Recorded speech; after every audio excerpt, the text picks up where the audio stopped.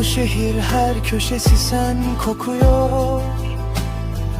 Artık bu sevda masalı sessizce yok oluyor. Unutmak mı? Asla. Sadece alışıyorum yokluğuna. Gözyaşım dindi sanma. Her damlası bir feryat, sensiz geçen her saniye. Sanki bana bin hayat. Yollarım kapalı artık, İzlerin tozlu duman.